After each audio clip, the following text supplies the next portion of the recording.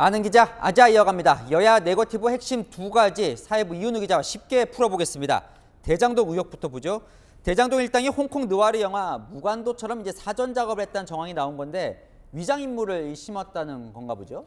네, 대장동 일당이 신문 내부자죠. 이 검찰은 그게 정민용 변호사라고 보고 있습니다.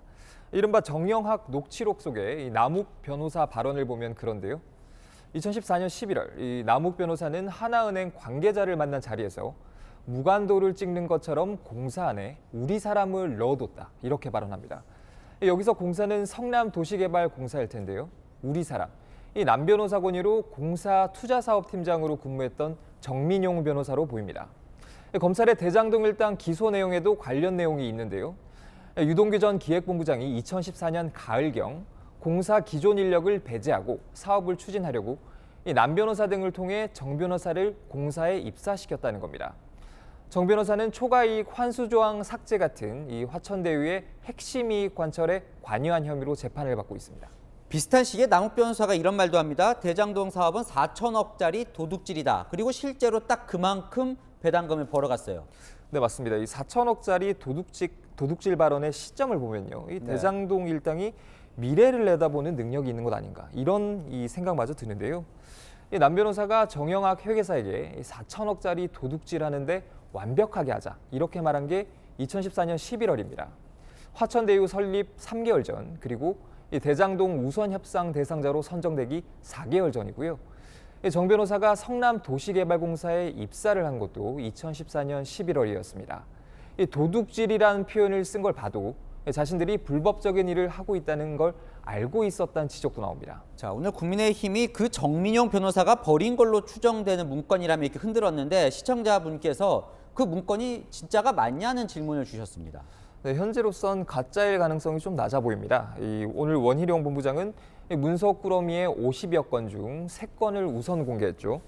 원 본부장의 이 기자회견 직후에 검찰 대장동 수사팀은 이 3개의 문건 지난해 압수수색에서 확보를 했고 이 중 2개는 대장동 재판에 이미 증거로 제출했다고 밝혔거든요. 뭐가 원본이고 뭐가 사본인지는 따져봐야겠지만 실제 하는 문건이란 점은 검찰이 확인해 줬다고 봐야 할 것 같습니다. 그래서 그 문건에서 이 새로 밝혀진 건 뭡니까? 네, 국민의힘은 이재명 대선 후보의 관여를 보여주는 새로운 정황 증거다 이렇게 주장합니다.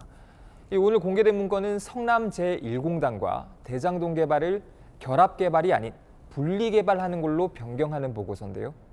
분리 개발로의 전환은 화천대유 측에 막대한 이익을 안겨줬다는 지적을 받았죠. 야당은 이러한 방침 변경이 지난 2016년 1월 정민영 변호사가 이재명 당시 성남시장과 독대를 해서 결재받은 것이란 의혹을 제기한 상황이죠. 오늘 공개된 보고서를 보면 이 결재 라인에 다른 성남시 공무원은 등장을 안 하고요. 이재명 당시 시장의 서명만 보이는데요. 박수영 국민의힘 의원은 결재 라인에 이 시장밖에 없다는 점이 두 사람의 독대 결재의 정황 증거라고 주장하고 있습니다. 오늘 원희룡 본부장도요. 이 정 변호사가 당시 시장에게 대면 보고를 하려고 준비한 자료도 검토를 한 뒤에 공개하겠다고 예고를 했습니다. 추가 공개 문건의 내용을 좀 더 지켜봐야 할 것 같습니다. 자, 민주당도 새로운 폭로를 했습니다. 김건희 씨가 도이치모터스의 이사를 지냈다. 그동안 민주당이 주장해온 이 주가 조작 혐의에 힘을 실는 이 증거로 봐도 됩니까?